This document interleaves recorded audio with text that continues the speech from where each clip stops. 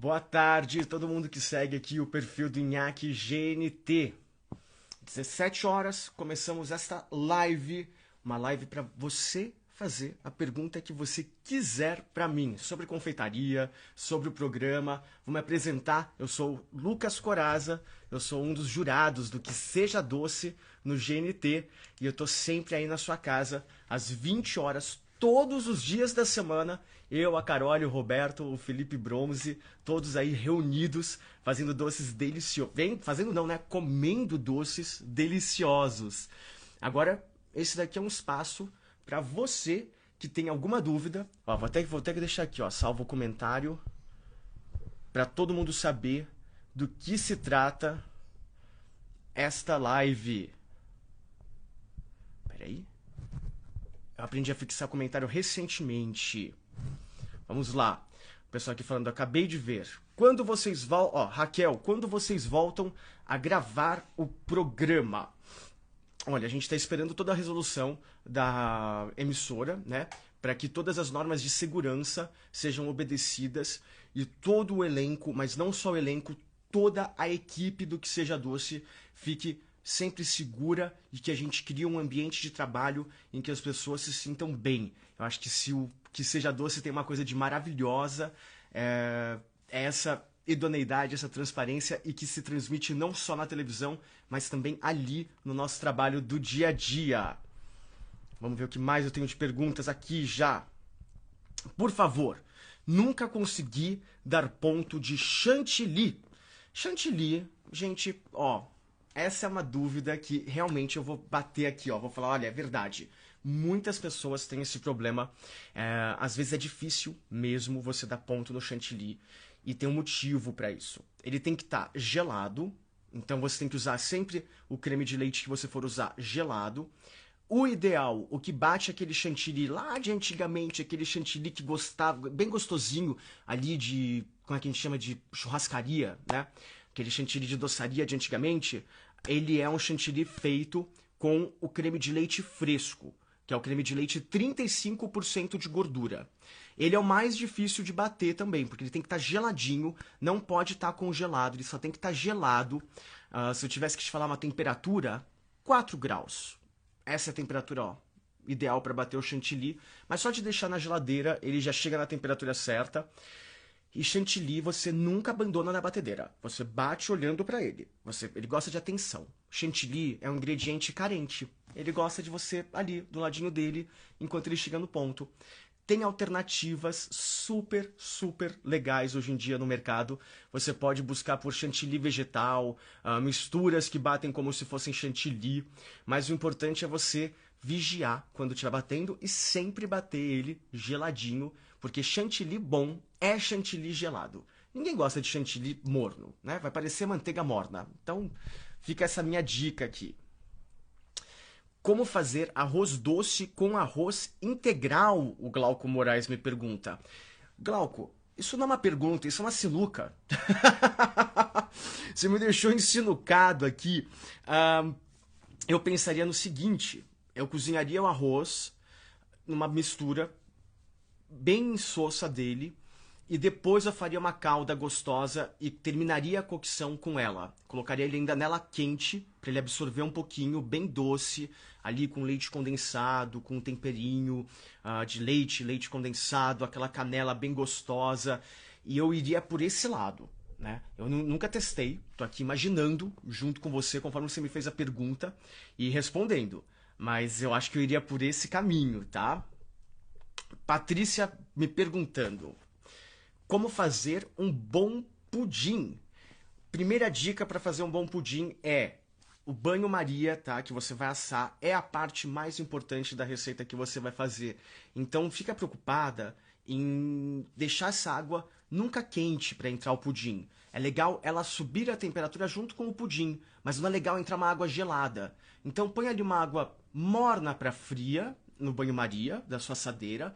Tenta colocar a mesma quantidade de água que você colocou de pudim. Então vê a altura mais ou menos que tem de massa do pudim com a altura da água. Se você estiver tendo uma dificuldade que ele fique inteirinho meio talhado, cobre com um papel alumínio por um tempo e depois continua assando. não vou mentir, eu tenho várias receitas ali de pudim na internet que estão minhas. E quem tem uma receita maravilhosa, maravilhosa, é a Rita Lobo, tá? Também tá aqui na casa GNT. Então procura pela receita de pudim da Rita Lobo, que ela explica tintim por tintim e é muito boa, tá? Ó. Pra quem tá chegando agora aqui, eu estou tirando dúvidas ao vivo com você aqui pelo chat, né, respondendo tudo. Pra quem não me conhece, sou o Lucas Corazza, do Que Seja Doce, sou um dos jurados lá do programa. Vamos lá. Amo Que Seja Doce. Como fazer caramelo de chocolate branco sem torrar? Primeiro você tem que encarar que o chocolate branco ele não é um caramelo quando você assar ele. E segundo, você tem que entender que você está caramelizando os açúcares que estão ali, inclusive do leite. Então o segredo é você usar um tapete de silicone ou uma superfície não aderente, ou seja, não dá para usar papel manteiga, dá para usar papel sulfurizado, mas não dá para usar papel manteiga. Tem que ser uma superfície que ele não colhe e você leva para o forno a uns 160, 170 graus por 5 a 10 minutos. Tira do forno e mexe com uma espátula de metal. Olha o segredo. Uma espátula de metal. Vai mexendo até ele ficar mole de novo e volta para o forno.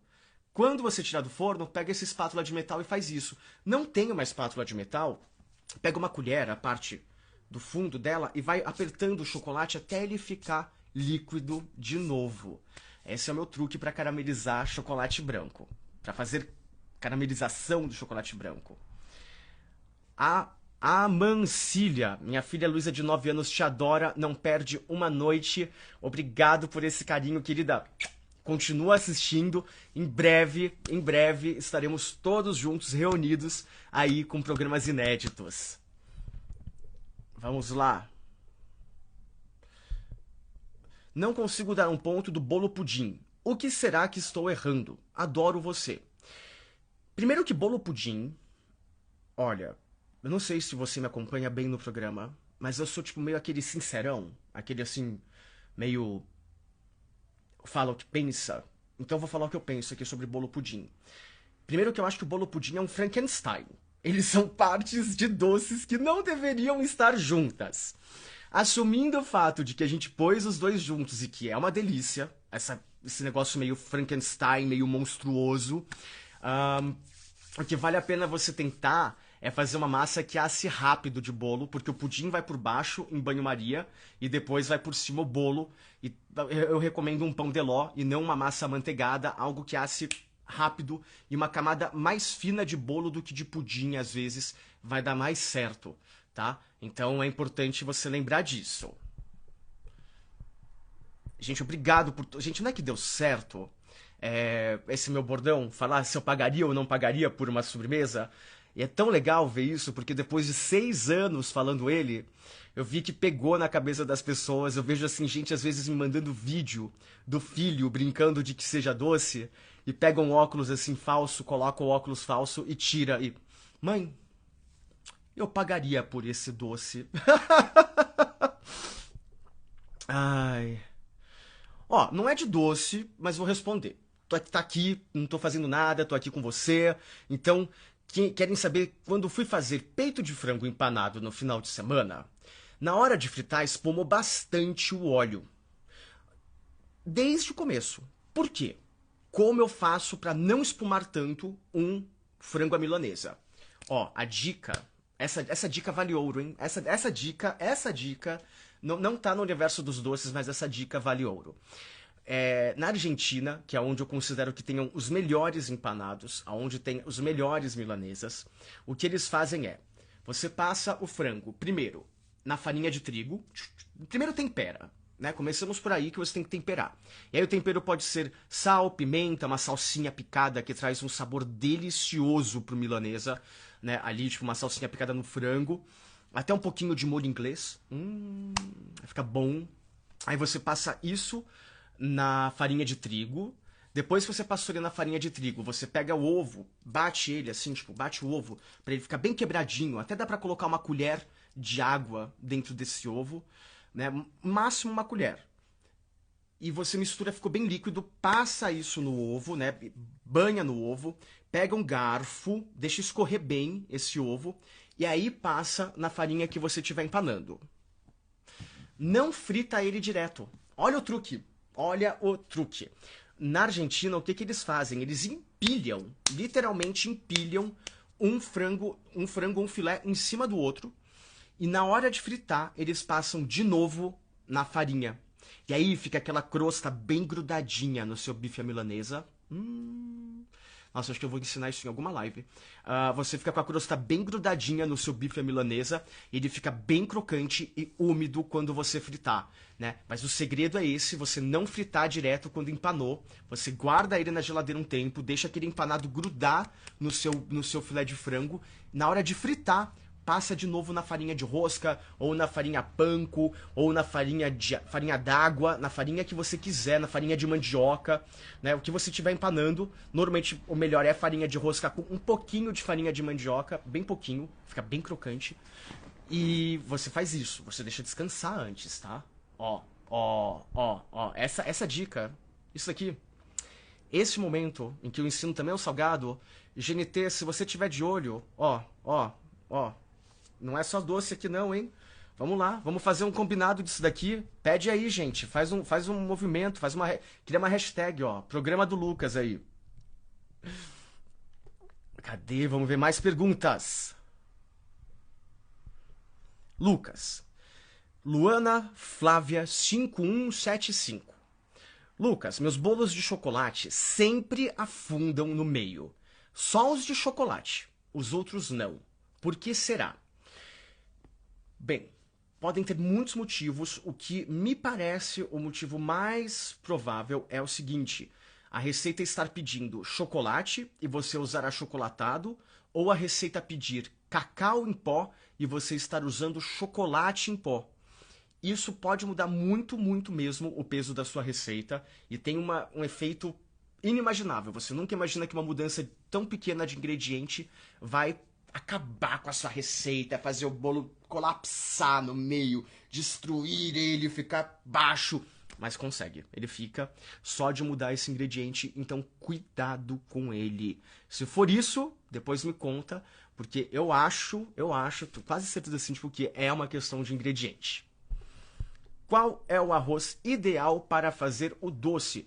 É o arroz agulhinha normal, eu acho que é o tipo 1, e não o arroz parabolizado e nem arroz integral. Para fazer o arroz doce, não é legal o parabolizado, aquele que fica bem lisinho, tipo meio Uncle Ben's, não é bom. Para cobertura, vamos lá, Patrícia Moraes Messina. Para cobertura de cream cheese, é necessário açúcar de confeiteiro ou pode ser demerara? Gente, a cobertura de cream cheese que ela está perguntando é o seguinte: nos bolos americanos, você normalmente tem assim o carrot cake, que é uma versão do bolo de cenoura deles, e tem uma cobertura de cream cheese assim por cima, bem branquinha, e ela é meio salgada, meio ácida, equilibra o doce do resto do bolo, né? É um bolo super, super, super maduro, equilibrado, delicioso. E para você chegar nesse ponto do cream cheese, para ele não mudar de cor, o legal é usar o açúcar de confeiteiro, porque ele dilui melhor no cream cheese, fica tudo meio docinho, e o demerara vai demorar mais tempo para derreter e pode deixar a cobertura mole.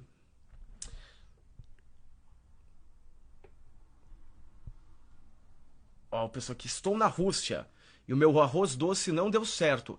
Tenta usar, aí tem um arroz que é um arroz bem comum na Europa inteira, porque é por causa da influência indiana, mas tenta usar o arroz de jasmim para fazer o seu arroz doce. Talvez seja dê certo. E ele é um arroz bem docinho, mas cuidado, tá? Cuidado com o ponto de cocção, porque o arroz de jasmim ele é mais molinho já que o arroz comum aqui do Brasil. Então cuidado com isso. Ricardo Botelho, me dá um estágio? Olha, gente, quando a gente voltar com tudo, que vai funcionar, a reforma da minha cozinha feita, eu considero estágio para todo mundo. Cossenos me pergunta: Lucas, você acha que os leites vegetais funcionam como substituto ao leite de vaca nas receitas de confeitaria? Olha, é um equilíbrio muito, muito, muito difícil, porque não é todo leite vegetal que tem características parecidas com o leite que a gente conhece. Isso é importante. Então, o leite de coco e o leite de amêndoas são excelentes para substituir o leite de vaca em receitas que a gente está fazendo, que faz tradicionalmente com o leite que tem lactase, né, que tem o efeito lácteo. Por quê? O leite de amêndoas e o leite de coco tem gorduras muito boas e tem açúcares parecidos com o do leite de vaca. O que acontece? Quando você faz a mudança, a questão principal do leite é sobre os açúcares. Olha que legal. Então, assim, se você começa a usar um leite de arroz, por exemplo, que não vai dar esse mesmo efeito, o leite de soja, que não vai dar o mesmo efeito também, não tem uma gordura tão apelativa, tão gostosa, não carameliza tão bem o seu preparo. Então, leite de amêndoas e leite de coco, melhores opções para substituir o leite de vaca normal. Vamos lá.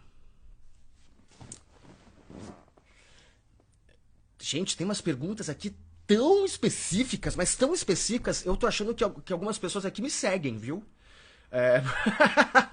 Porque a Duarte Fefa tá me perguntando: posso usar o caramelo de chocolate branco no meio de um cookie ou brownie? Ou ele vai torrar? Então, vamos lá. Se você já tem um item que está caramelizado, que é o chocolate branco caramelizado, voltando, não é caramelo de chocolate branco, é chocolate branco caramelizado. E isso muda tudo, né? Muda tudo. O que acontece? Se você deixar ele na superfície, a tendência é ele torrar. Se você colocar no meio, a tendência é ele derreter e ficar uma textura maravilhosa. Então, se você está usando algo que já está torrado, cuidado. Ou, se você quiser, coloca o chocolate branco na superfície e deixa ele caramelizar no forno com o cookie ou com o brownie. O detalhe é que ele vai caramelizar lá e ele fica meio arenoso, meio seco, não fica tão interessante. Então, cuidado com isso, né? Carameliza antes, mas coloca no meio. Ele vai trazer um sabor maravilhoso. Inclusive, eu tenho no meu feed uma receita de... uma live que eu fiz, inclusive, de brownie com chocolate branco caramelizado. E que ficou deliciosa. Eu tô aqui agora procurando perguntas. Silmara Aguilar Pedroso pergunta: Lucas, no tiramisu, posso fazer com cream cheese? Eu moro no interior e não encontro fácil mascarpone. Vou te contar uma coisa agora, Silmara, que é o seguinte. O cream cheese e o mascarpone, apesar de serem queijos cremosos, eles são muito, muito, muito diferentes. Mas muito mesmo. É mais fácil você substituir o mascarpone por nata, com um pouquinho de limão, do que você substituir pelo cream cheese, que é muito ácido e muito forte. Então, a minha dica é a seguinte: a nossa querida Raíza Costa, aqui do canal também, aqui do GNT, ela também já respondeu essa pergunta, só que de uma outra forma. Eu acho que no canal do YouTube dela, ou no programa, no Rainha da Cocada, ela já fez mascarpone caseiro. Olha só. E se você procurar por mascarpone caseiro Lucas Corazza, também vai encontrar na internet. Vamos lá. Peraí. Procurar mais uma pergunta aqui. Gente, ó, pra quem chegou aqui agora, esse daqui é um quadro. Vou chamar de quadro. O chefe responde, você faz a pergunta que você quiser sobre doces, sobre cozinha, sobre confeitaria, sobre o programa que seja doce, e eu tô aqui, ó, à disposição para te responder. É como se fosse um serviço de atendimento ao consumidor bem chique, particular para você. Vamos lá. Brownie. Qual melhor farinha? Diferente de pão, diferente de pizzas, que a farinha precisa ser forte, com bastante força de glúten, o brownie e os bolos gostam de farinhas fracas. Então a farinha comum de supermercado, não a para pães, não a para massas, farinha comum é a melhor mesmo para bolo. Né? Só não vou falar marcas porque eu acho que aqui não é o espaço para marcas. E, como disse Paulo Gustavo em seu recente vídeo para uma outra marca de eletrodomésticos, se quiser, paga. Né? Então, assim, não estão pagando, não é hora do merchan, o canal não entrou em contato, não vou trazer à tona marcas de farinha aqui agora, tá? Gente, tô lendo as dúvidas, eu não tô nem lendo antes. Então, tô assim, eu vou responder tudo que você mandar mesmo, hein? Então, cuidado com essas perguntas. Eu tô até preocupado. Alguém vai notar que eu tô fazendo isso e vai mandar aqui umas perguntas indiscretas. Eu vou morrer de dar risada. Não faça isso. Vamos lá. Érica VCV. Misturei leite condensado. Ela pergunta. Misturei leite condensado, creme de leite e limão para fazer uma mousse de limão e não deu ponto. O que deu errado? Provavelmente a receita. É... Provavelmente a receita não era uma boa receita. Ou ela falava para colocar unidades de limão, ao invés de colocar xícaras do suco, ou gramas do suco, ou colheres. E aí quando você erra o tamanho do limão, tipo, ela fala assim, vai 5 limões na receita. E você daí coloca o suco de 5 limões pequenos, não dá ponto. Ou colocou o suco de 5 limões muito grandes, para o que aquela pessoa considerava, também não vai dar ponto. Então cuidado com isso. Normalmente o erro dessas receitas que são uma lata de leite condensado para uma lata de creme de leite UHT e o suco de 5 limões, o que dá erro é o tamanho do limão que você usou. Então o ideal é, o dia que você fizer uma certa, você ter medido ela e aí você corrige lá no caderninho. Que esse é o pulo do gato, sabia? Muita receita antiga, tipo da minha avó, daqueles livros de receita de família, né? Essas receitas assim, o que acontecia? Eu tinha um problema de que ela falava, 5 unidades de cenoura para fazer um brodo ali. E aí a cenoura, ela varia muito de tamanho. Nunca se foi explicado isso, né? Então eu tive que chegar numa medida aproximada, assim, para entender o quanto era de cenoura para chegar no ponto que ela chegava, né? Porque minha avó era meio bruxa nisso, assim. Ela tinha um caldeirão que ela cozinhava sopa para a família inteira e eu amava isso, porque ela ficava sempre parecida uma com a outra, mas sempre tinha uma inovação. Mas era sempre delicioso. Então eu gostava dessa coisa de ver ela ali, me encantava. Mas a receita dela dava só certa com ela. Muitas eu não consigo reproduzir hoje em dia do jeitinho que ela reproduzia. E era tão gostoso, mas tudo bem. Agora sou eu que faço receitas e essas daí ficaram na memória da Zulmira e da vovó Helena. E que estão aqui, ó, na memória e no coração. Que é isso que receita faz, não é? Ai, comida faz isso, né? Comida às vezes, ó, aquece o coraçãozinho. É muito bom. Olha aqui. Isso é pergunta de brasileiro. Doce, companhia da vovó, pergunta: como não talhar o brigadeiro de caipirinha? Boa pergunta. Ó, o que acontece? O limão sempre vai talhar um pouco o leite condensado. Então o meu segredo pro meu brigadeiro de caipirinha é: eu coloco as raspas de limão para cozinhar junto com o leite condensado e lá no final, quando ele já tá morno, eu adiciono o suco de limão. E aí ele fica ácido, com o saborzinho do limão ácido e com o sabor do limão que vem da casca ali no começo. Eu trouxe o melhor dos dois mundos do limão, que é aroma e acidez. Então, meu brigadeiro de caipirinha eu faço assim. Julie Andrade, qual o segredo para o pudim não ficar com aqueles furinhos? Eu já falei de pudim lá no começo da live, eu vou repetir aqui. Pudim é tudo sobre temperatura, né? O que importa para você é a temperatura do forno, a temperatura do banho-maria que você está trabalhando, e para isso é muito importante que você controle bem o banho-maria. Então, o forno não pode estar alto. Quando ele fica cheio de furinho, significa que a temperatura estava alta, e ao estar alta, a gema, ela enruga, mas vou chamar de enruga, tá? Ela encolhe, solta a água para fora e talha, né? E aí não dá certo. Ó, Ana Grai, esses nomes são estranhos, né? Quando a gente coloca nick do Instagram, porque muitas vezes eu não consigo separar o sobrenome do nome, tá? Então não repara. Mas estão me pedindo aqui, dá umas dicas para fazer cookies. Minha primeira dica é: pegue receitas de lugares bons, de chefes bons. E o resto segue o passo a passo. Cookie é uma delícia, não tem muito erro. A minha única dica é a seguinte: depois que você fizer a bolinha dele, que você bolear ele, coloca na geladeira por uns 15 minutos antes de assar, e aí coloca no forno pra assar, que dele fica mais altinho no meio, fica aquele cookie que fica um pouquinho meio massinha, amanteigada, molinha no meio, crocante em volta, que é bom pra caramba.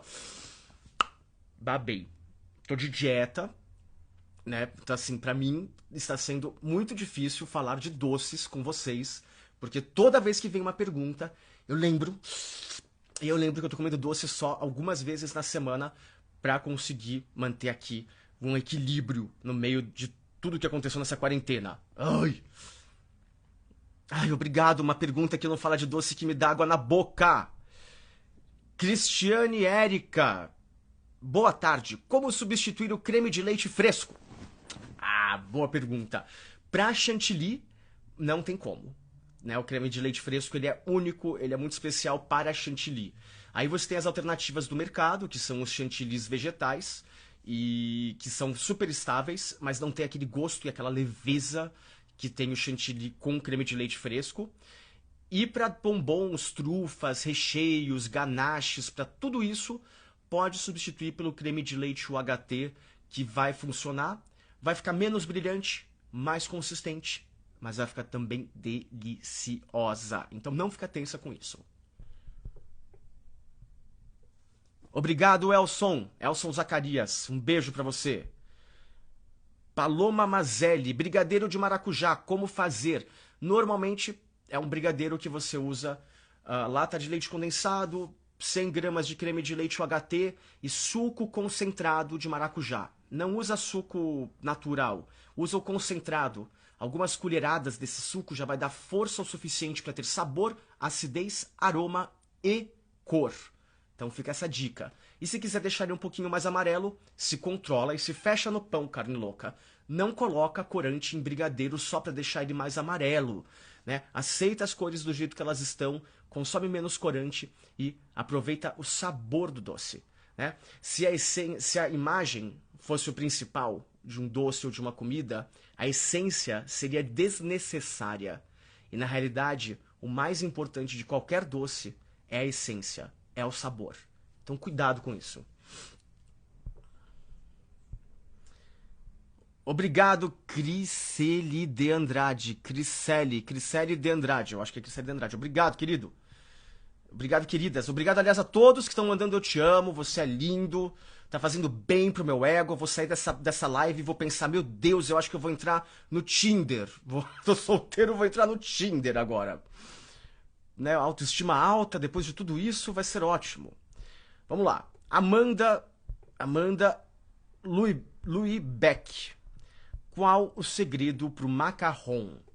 O segredo pro macarrão é boa receita, treino, prática e bons ingredientes. Então a boa farinha de amêndoas vai fazer diferença, sim.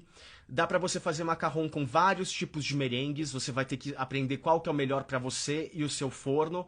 E aí, controle de temperatura do forno, que é muito, muito importante, senão o seu forno ele vai ficar seco, não vai ficar molinho no meio. Assiste aulas sobre isso, assiste vídeos do YouTube, procura uma boa receita, você vai conseguir fazer. Gente, Gente, eu tenho muita pergunta, eu tô lá em cima, já estão baixando. Peraí, vamos lá. Lucas, faço Bauer0207, pergunta. Lucas, faço banoffes e a base de bolacha assada fica com sabor e crocância, porém não fica com um aspecto tão bonito para vender em fatias.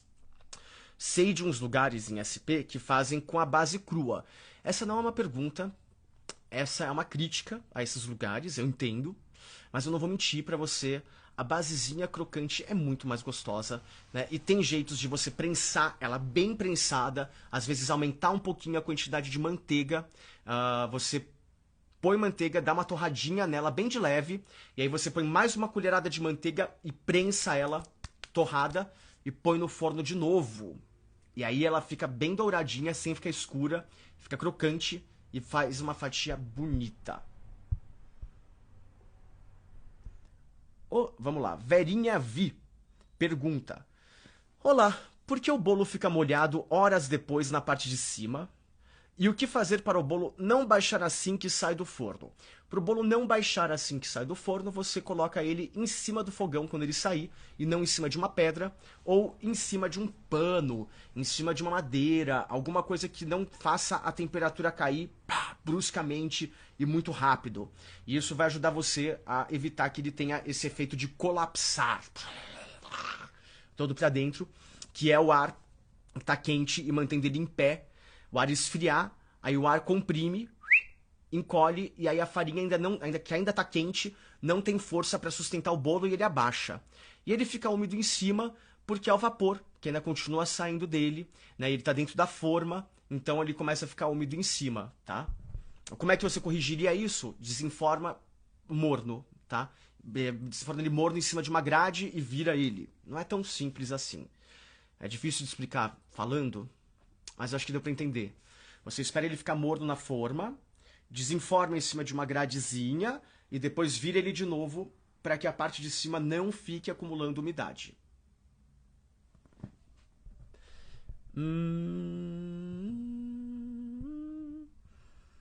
Galvão Mani me pergunta: dá ideias de receita usando farinha com fermento? Por favor, eu comprei errado. Eu tenho várias ideias de receita com farinha com fermento. Sabe onde elas estão? Escritas no pacote de farinha com fermento, porque realmente você comprou errado. Farinha com fermento é a pior solução que a indústria já inventou. Ela não serve pra absolutamente nada direito, assim. Você tem que pegar a receita deles, porque você não sabe o quanto de fermento tem. Fica difícil, né, de trabalhar.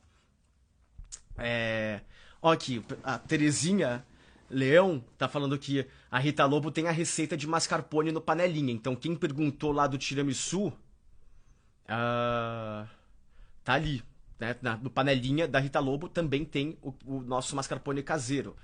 Jarleno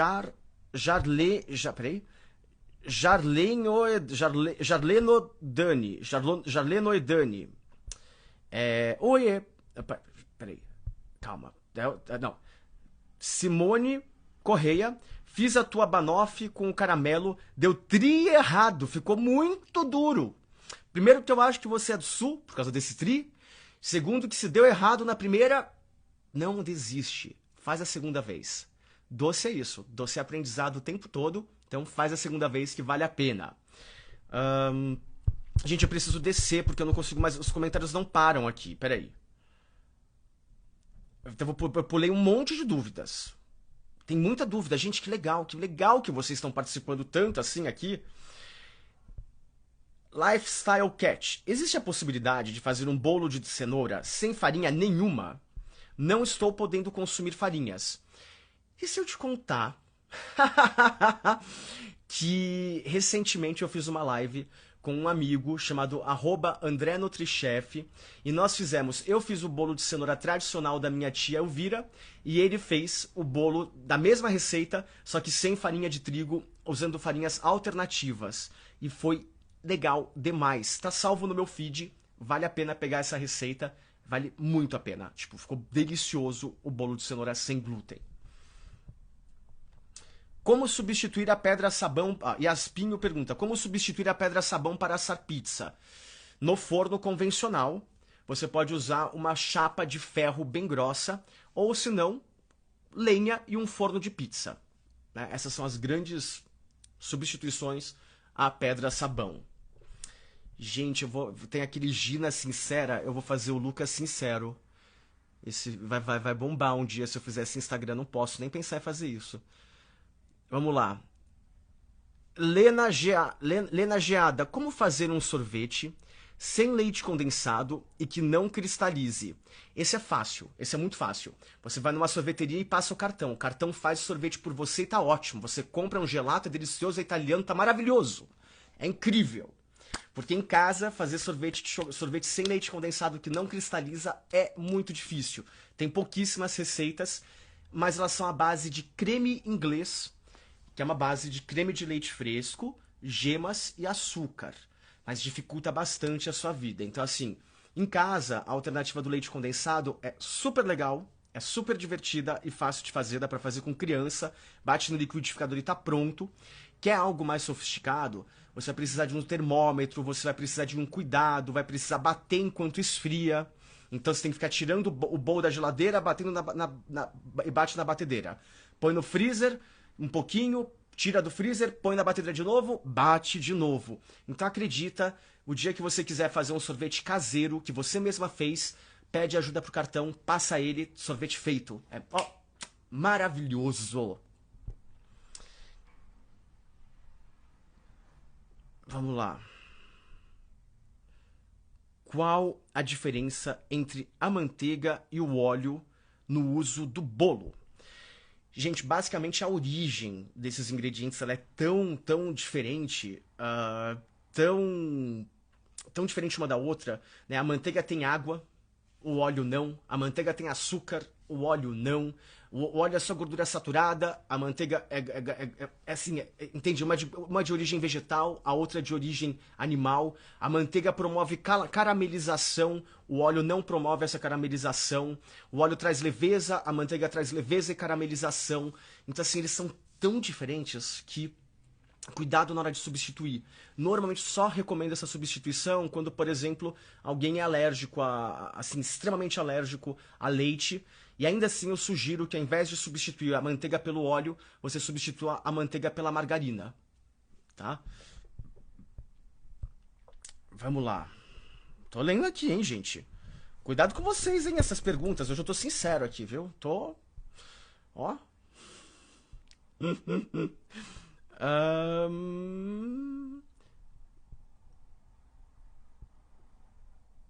Como fazer recheio de abacaxi para bolo? Boa pergunta. É a Nea Moreira que me perguntou isso. Então, Nea, como é que você faz para fazer um recheio de abacaxi para o bolo? O segredo é que o recheio do abacaxi não pode ficar aguado, soltando água, senão o seu bolo vai ficar fraco, né? Ele vai ficar muito úmido, vai ficar ruim, vai solar. Então, o que eu recomendo é você não cozinhar também o abacaxi, porque ele cozido fica com gosto de remédio, sabe aquele remédio para estômago, sabor abacaxi? Então, quando você cozinha, ele tem essa questão metálica que não tá legal, não é gostosa. Então, o legal é assar o abacaxi numa calda de açúcar e depois você escorrer para ele ficar mais sequinho. E aí você pica, aperta isso contra uma peneira para secar mais um pouquinho. E aí você tem um abacaxi delicioso, super saboroso, com o melhor dele. E não vou mentir, é incrível, fica bom, é bom demais. E se você tiver alguma dúvida, qualquer coisa, tem no meu curso também ali. Eu tenho um curso online que tá vendendo aí. E tenho no meu curso, por acaso, tem um bolo de abacaxi assado em calda de banana com maracujá. É uma delícia, ó. Qualquer dúvida, tem o link no meu Instagram. Fiz esse merchan, desculpa, GNT. Mandei ver. Esse daqui valeu. Magrelos SF. Primeiro que magrelo não come tanto doce, então já tá me perguntando pergunta com fruta, óbvio. Então, congela a fruta, processa lá com óleo de coco e um tentinho de melado, processa, congela, processa e serve. Delícia! E completamente natural e saudável. Vem pro Magrelos. Adorei! Isso daqui, o que ele passou aqui, sem quantidades, é uma receita de sorvete de fruta com óleo de coco, por exemplo, que você batendo, emulsificando, vai virando sorvete. Nunca mais sorvete, é sorbet, porque não tem leite, mas que vale a pena experimentar. Magrelos, agora você se deu mal, vai ter que passar a receita, porque quem promete ao vivo, cumpre, tá? Então, se liga, que agora você tem que cumprir. Adri Bernardes, Lucas, onde está a receita do bolo que você falou, de cenoura? Está no meu feed, @chefe Lucas Coraza, vai lá dar uma olhada. Estão perguntando aqui, falando, João Diamante, que luxo, o João tá aqui? Eu nem vi ele, tem tanta pergunta aqui que eu não consegui ver ninguém. Gente, se tem alguém que eu conheço, que eu amo, que eu adoro aqui, que me conhece também, manda beijo. Manda beijo pra eu poder ver que você tá aqui online, senão eu não consigo acompanhar. É muita coisa acontecendo. Peraí.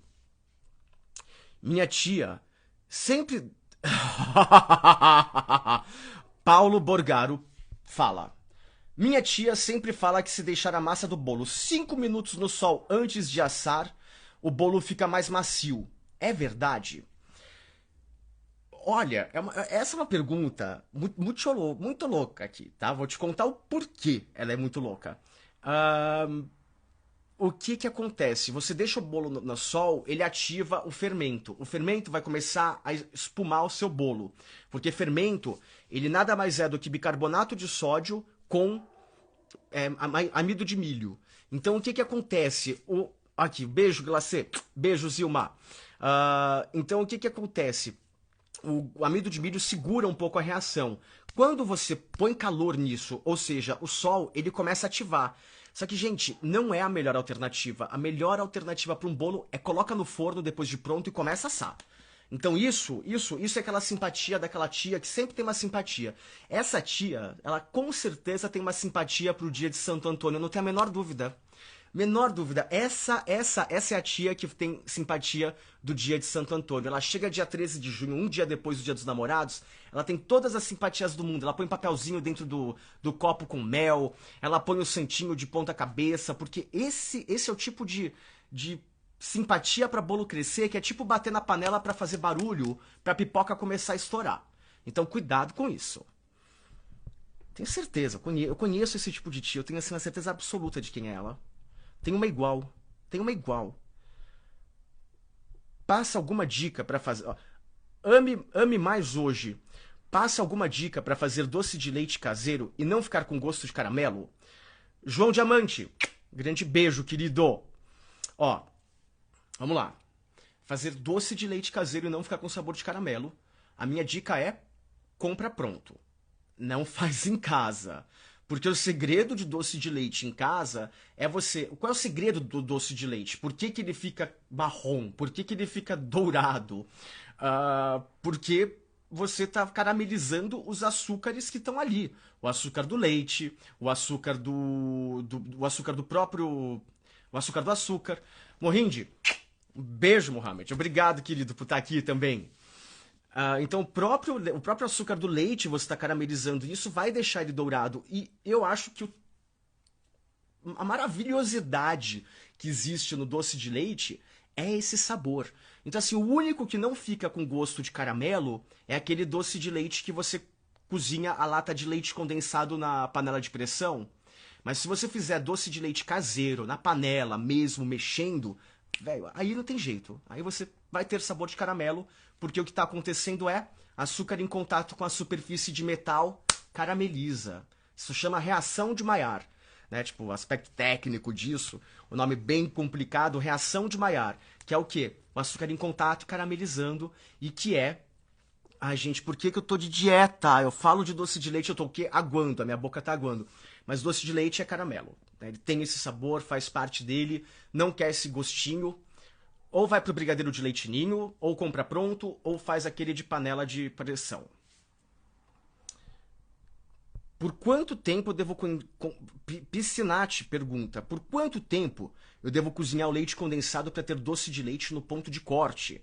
Se eu te contar uma coisa, e assim, eu não quero que você conte pra ninguém, tá, Piscinato? Pra ninguém. Eu não sei. Não sei mesmo. Eu acho que eu nunca fiz, assim, muito o doce de leite condensado. Eu adoro doce de leite, mas sempre comprei das marcas que eu gosto. Mas eu não sou muito de comer doce de leite. Eu gosto de comer doce de leite, sabe como? Eu gosto de pôr uma fatia de queijo branco, aquele doce de leite mineiro por cima. Eu adoro doce de leite mineiro. Eu sei que tem aquela discussão, doce de leite mineiro ou doce de leite argentino ou doce de leite uruguaio. Gosto de todos. Todos, sem exceção. Não tenho preconceito pra doce de leite, tá? Já aviso assim, do tipo... Não tenho preconceitos. Mas, ó, muita gente tá aqui respondendo. 40, 50 minutos parece o consenso. Cozinha entre esse tempo. Lembra que é depois que pega a pressão e manda ver. Vamos lá. Tô aqui esperando perguntas. Agora já tá virando piada. As pessoas já estão começando a rir de mim porque eu tô sincerão hoje, né? Vocês não estão acostumados a me ver tão solto, não é verdade? Vocês só me vê no programa, ali na edição, aí de repente você tá me conhecendo mais de perto. Eu sou assim. Vamos lá. Como faço para dourar o bolo? Ele assa e fica branco. Essa é a pergunta que a Semeraro 1910 fez. Primeiro eu espero que 1910, se for a sua idade, parabéns, porque está viva há tempão. Se não for a sua idade, e você não tiver assim Matusalém, eu vou te dizer o seguinte, o bolo branquinho por cima é o ponto que todo mundo quer chegar. Ele não dourar e não ressecar tanto por cima. Então, se o seu bolo está ficando mais branco, você está chegando num lugar muito bom. Se você quiser que ele doure mais, aumenta um pouquinho a temperatura do seu forno. Obrigado, Estela! Obrigado, querida! Vamos lá. Cheesecake. Vamos lá, perguntaram aqui, ó. Laura Margarida pergunta: cheesecake tem que assar em banho-maria? Não vou mentir, que é o seguinte: a melhor forma de você assar o cheesecake é num forno de ventilação profissional com controle de temperatura. O que acontece? Se você não tem ele, você tem que ficar segurando, regulando o forno. Estão perguntando pra mim, peraí, já respondo, cadê meus óculos? É que pra fazer live, quando eu faço óculos, tá vendo a auréola aqui do ring light? Se eu uso óculos, fica tão grande que incomoda você. Então eu tô sem óculos e eles são pra longe. Então não se preocupa tanto assim. Mas o cheesecake, voltando pra ele, banho-maria, você vai assar, mas ele vai ficar com textura de pudim. E cheesecake não é x-pudim. Então, o legal dele é você ter uma textura um pouquinho mais bolo do que a textura de pudim ali dentro do seu cheesecake. Então, assar num forno baixo é melhor do que você ficar assando num forno no banho-maria, às vezes, tá? Então, é ficar controlando mesmo a temperatura. Deixa eu ver aqui outra pergunta.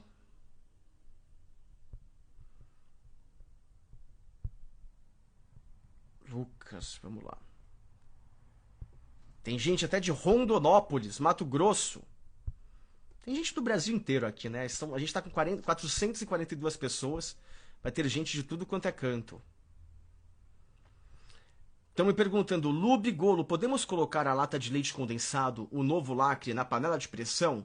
Gente, alguém responde aí, porque eu nem testei. Nunca testei, não vou mentir, não vou chegar aqui e fazer esse papel de eu sei tudo, né?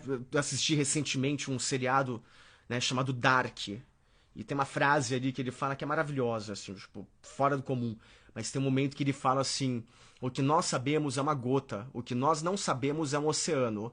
Tipo, esses lances, assim, esses truques de leite condensado, pra mim estão na parte oceano, tá? Eu uso ele pra brigadeiro e basicamente é só. Minha confeitaria é baseada em muitas outras coisas além do leite condensado. Então, não sei. Mas alguém aqui com certeza vai responder pra você isso. A receita do bolo fondue. Posso substituir farinha de trigo comum por farinha de amêndoas? Olha, faço a menor ideia do que seja bolo fondue. Tipo bolo tsunami. Pra mim, tsunami é um desastre natural que nunca deveria estar associado a uma comida gostosa. Mas esse sou eu. Eu penso essas coisas, eu penso essas besteiras, mas tudo bem. Do tipo, sabe? O único desastre natural que já funcionou pra mim em nome foi Hilda Furacão. E que eu achava maravilhoso. Mas tudo bem.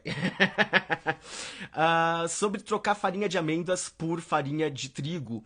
Farinha de amêndoas, apesar do nome farinha, não é farinha.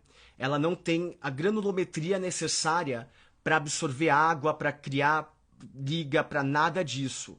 Então, o que acontece? Você não dá para substituir farinha de amêndoas, farinha de trigo por farinha de amêndoas e vice-versa.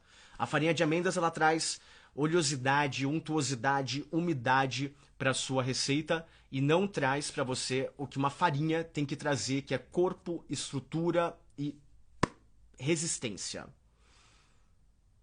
Ó, já tem dica aqui, já tem gente contando para vocês como é que funciona para fazer o leite condensado com a lata do lacre novo. Dica para brigadeiro ficar bem cremoso e escuro.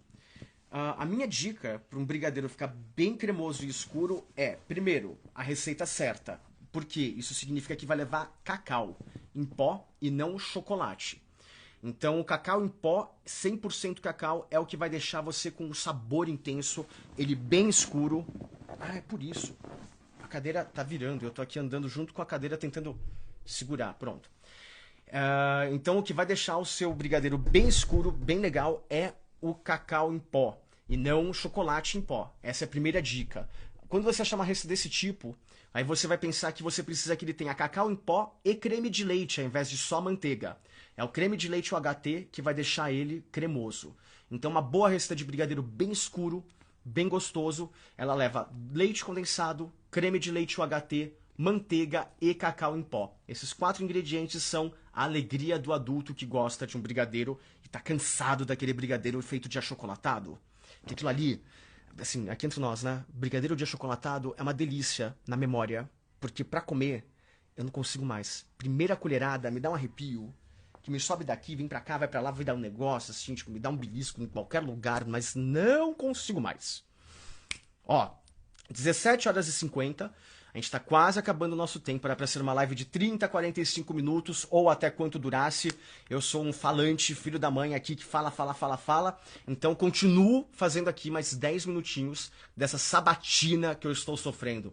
Vou te falar, viu? Nem Queiroz vai passar por essa sabatina, nem ele. Meu Deus do céu. Vamos lá. Quanto você põe de 100% cacau para uma lata de leite condensado? Putz, essa é uma pergunta que eu não sei te responder agora. Eu acho que eu ponho 15 gramas. 15 gramas para uma lata de leite condensado e 100 gramas de creme de leite UHT e 20 gramas de manteiga. Se você pedir para responder, eu já não sei mais nada. Esqueci tudo. Falei e saiu. Então, se alguém anotou, anotou, porque se não anotou, não anotou, e se anotou, passa para todo mundo. Vamos lá. Beijo baiano pra você. Ai, que saudade da Bahia. Fiz outro dia aqui com Dona Carmen Virgínia, uma sobremesa bem consumida na Bahia. Eu fiz o bolinho de estudante, ficou delicioso. Eu fiz com uma baba de moça de cajá, foi incrível. Vamos lá. Queria saber como fazer um leite condensado sem açúcar e sem lactose.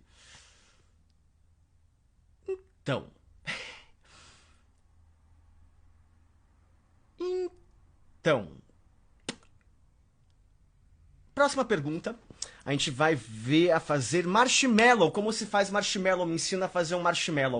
Ó, marshmallow é a base de você usar claras de ovos, açúcar, e você faz um merengue, e daí você coloca gelatina. E eu, por acaso, tenho um marshmallow delicioso, meio Maria Mole, bem gostoso.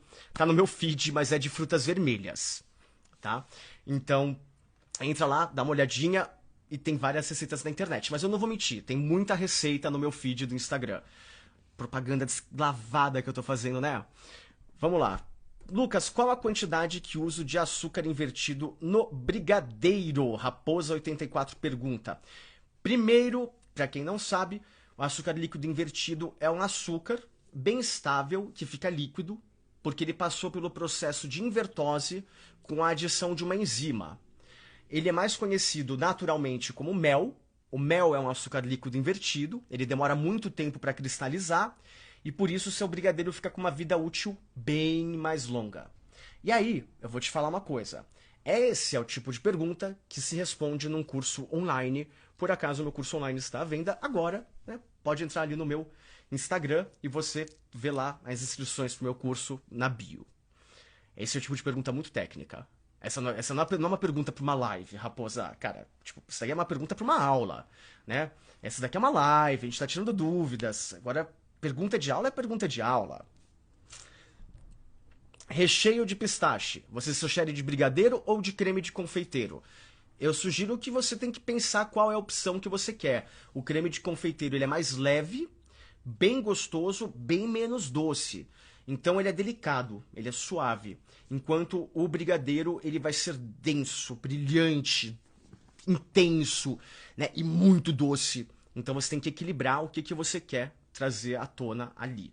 Né? Eu normalmente recomendo até uma ganache de chocolate branco com pistache, que fica muito bem. Muito bom. Patrícia Bruno, anotei milhões de dicas. Obrigado, querida. Sobre pudim sem furinhos. Gente, eu já respondi pudim sem furinhos 4 vezes. Vai ter que assistir a live de novo que vai ficar salva aqui no Nhaque. A gente tem mais 6 minutos para responder aqui as perguntas. Como faço... Ma.cs Gomes pergunta.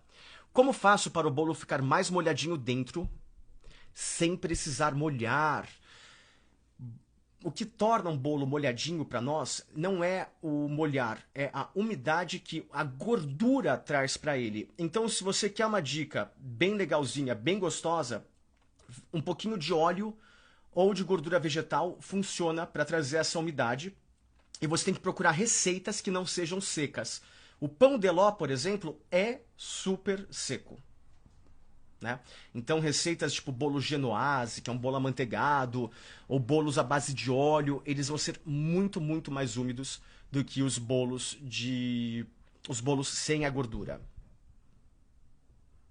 Me perguntaram aqui, qual o seu doce preferido? O que é bom e está na minha frente. Às vezes é só o que basta. Às vezes nem precisa ser tão bom. Dependendo da fome, sabe? A fome faz a vontade, faz o gosto, a fome faz o sabor, tudo fica melhor. Às vezes, na hora do desespero, até um sonho de valsa eu encaro. Mesmo sabendo que é ruim. Agora, se eu tenho que escolher, tem alguns doces que nunca faltam aqui em casa. Por exemplo, doce de abóbora, nunca falta.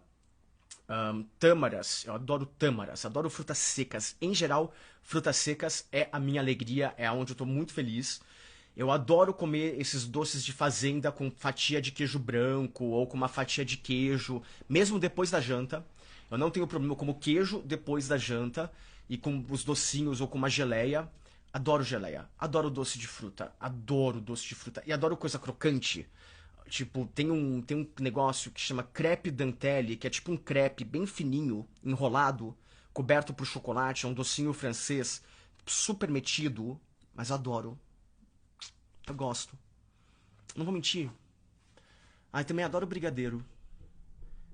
E eu tenho caixas e caixas de chocolate de ingrediente, e às vezes eu assalto elas, como chocolate, como se fosse pipoca, assim, da caixa. Caraca, eu gosto de doce.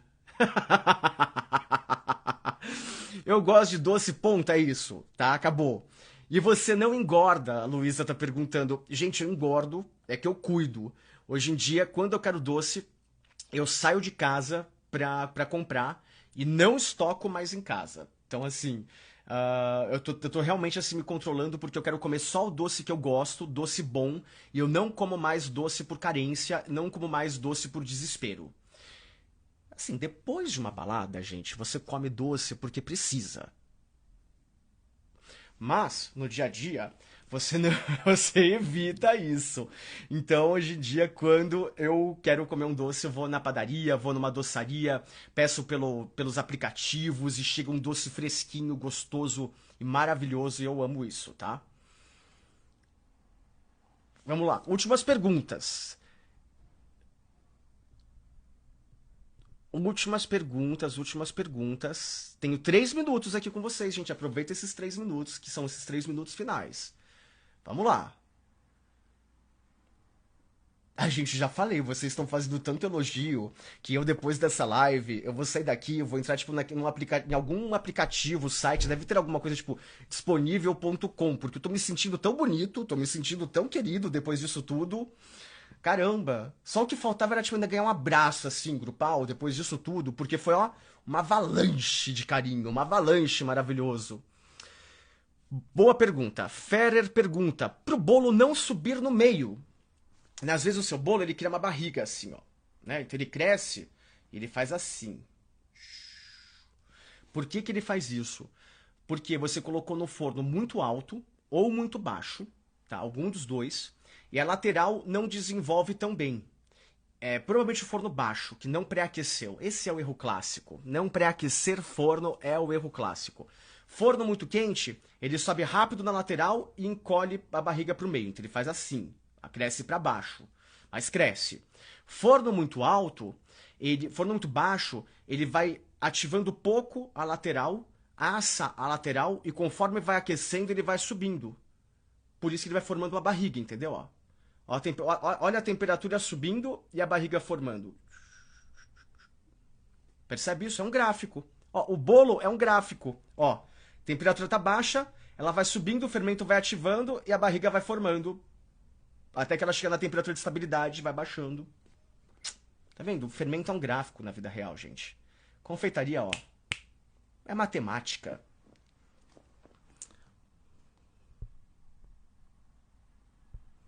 Posso chamar de bolo pão de ló, um bolo que bato com 5 ovos com farinha e açúcar e só bato tudo junto? Minha irmã falou que não. Olha, sua irmã tá certa. Isso é um pão, né? Bolo precisa de alguns quesitos. O açúcar tem que aerar com os ovos para ser adicionada a farinha com delicadeza. Aí vira pão de ló. Se você não tiver esse momento em que você aera a clara e as gemas com o açúcar, ele não vira bolo. Ela fica densa, fica muito compacta, fica mais pesada. Então, talvez sua irmã tenha razão. Não queria dizer isso, agradece que não é a cunhada. Imagina se fosse a cunhada chata ou a nora pentelha, aí você ficaria ofendida. Irmã, pelo menos a sinceridade você aguenta. Então, tá tudo bem. Gente, última pergunta. Última pergunta. Eu vou escolher, hein? Eu vou escolher a última pergunta. Tem que ser boa essa última pergunta, hein? É assim, é a última pergunta. Então pensa bem você aí em casa numa pergunta boa para ser a última pergunta. Por favor. Não me deixa na mão. Eu tô confiando em você. A gente tem 458 pessoas aqui online. A última pergunta tem que ser de arrasar.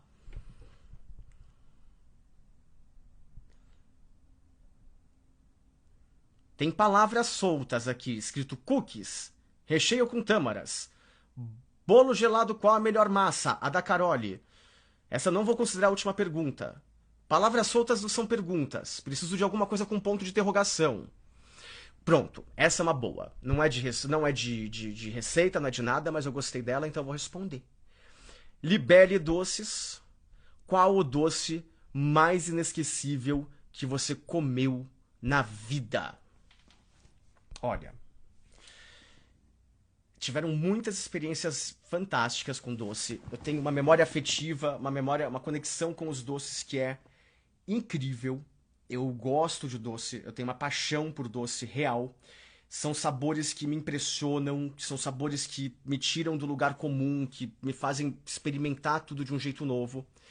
Mas eu tenho uma memória muito específica. Eu não sei dizer se ele é o melhor doce que eu já comi, mas foi um momento decisivo na minha vida. Aqui em São Paulo, nós tínhamos uma sorveteria. Não foi nem em São Paulo. Não foi nem em São Paulo. Mas a gente estava fora de São Paulo, na Bahia, por acaso. E tinha uma sorveteria na Bahia e eles faziam sorvete de cupuaçu. E foi a primeira vez que eu experimentei cupuaçu na minha vida. Então aqui em São Paulo tudo tinha gosto de chocolate, tudo tinha gosto de creme, tinha gosto de café, tinha gosto de damasco, tinha gosto de açúcar, tinha gosto de baunilha. Os doces tinham esses sabores, né? Numa época do ano, quando morango só existia ali, quando morango era da natureza, né? Era de Deus. E morango só dava uma época do ano. Tinha uma época do ano que todos os doces tinham morango com suspiro, né? Então os doces tinham esse gosto. Não tinha uma gama de sabores muito grande, né? Ou tinha canela, no máximo, ali no São João, cravo e canela no pão de mel, mas era uma gama limitada de sabores. E de repente me levam pra Bahia e me dão cupuaçu. Eu tomei aquele sorvete de cupuaçu e aquilo fez assim. Pá. O mundo abriu. Eu falei, caramba! Que gosto é esse? Né? Do tipo, meu, o negócio é ácido, é fresco, é intenso, é denso, é floral. Era tudo numa coisa só. Era uma massa branca de doce, de sorvete de cupuaçu, que demorava pra derreter na boca, e não tinha cristais. E eu falei, meu Deus do céu, o mundo é muito mais do que brigadeiro, camafeu e bala de coco. Ferrou! Mas foi maravilhoso. Porque daí eu experimentei cajá, aí eu queria experimentar todas as frutas que tinham lá, experimentei suco de taperebá, aí eu queria comprar graviola quando chegou graviola em São Paulo pra tomar suco de graviola, aí eu queria comprar os sucos diferentes porque eu queria que tivesse sempre um sabor diferente na minha boca. E aí foi crescendo, né? Percebe? Um único sabor ali, aquela experiência de experimentar alguma coisa nova me levou a querer criar doces também. Então, aquela uma experiência de experimentar uma fruta nova, de sair da zona de conforto, me fez querer experimentar o sabor de todos os lugares do Brasil que eu fui visitar depois. E aí eu experimentei bacuri, grumichama, baru, pichuri, nossa, gente, camu-camu, tucumã. Eu já experimentei o Brasil. Brasil, em questão de frutas, em questão de ingredientes, para todo lugar que eu viajei, eu experimentei. E aí, os sabores que eu tinha antigamente como referência, o café, o chocolate, a baunilha, eu queria eles melhores. Porque eu percebi que tinha muita variedade para ficar só nesse lugar. E aí eu comecei a usar chocolate de origem do Brasil, o cacau, e comecei a usar as especiarias brasileiras, baunilhas de outros lugares, cafés com aromas diferentes e não sempre as mesmas marcas. Então, para você ver que um doce, né, ajudou a escrever a minha trajetória como confeiteiro. Então, é uma coisa muito bonita a gente pensar que talvez o doce mais incrível que eu já comi não tenha sido o melhor, mas foi o mais marcante, o mais significativo. Já comi mangaba também, tá? Então aqui perguntando. Gente, agora 18 horas 5 minutos, passei do tempo. Bruna, desculpa, fiquei aqui demais. Mas vamos lá, vou me despedir de todo mundo que assistiu. Quero agradecer porque provavelmente muitos de vocês assistem o Que Seja Doce. Continuem assistindo, vale muito a pena. O programa vai trazer novidades muito legais assim que a gente puder voltar. Prometo isso. Mas lembra, segurança em primeiro lugar é a política dessa empresa e é por isso que dá orgulho de estar aqui hoje com vocês através do Nhaque. E continuem assistindo as nossas lives. Quem não me segue lá, @cheflucascoraza. Vou gostar muito de você acompanhando o trabalho. E espero que você tenha gostado de passar essa 1 hora da sua tarde comigo e tenha tirado aqui muitas dúvidas de vocês. Amo todo mundo, amo esse Brasil. Fiquem bem, se cuidem, cuidem do próximo. Se puder, fique em casa. Se não puder, se cuide e vamos pra frente, vamos embora, que vai tudo voltar um dia a um novo normal e eu não vejo a hora disso acontecer. Um grande beijo.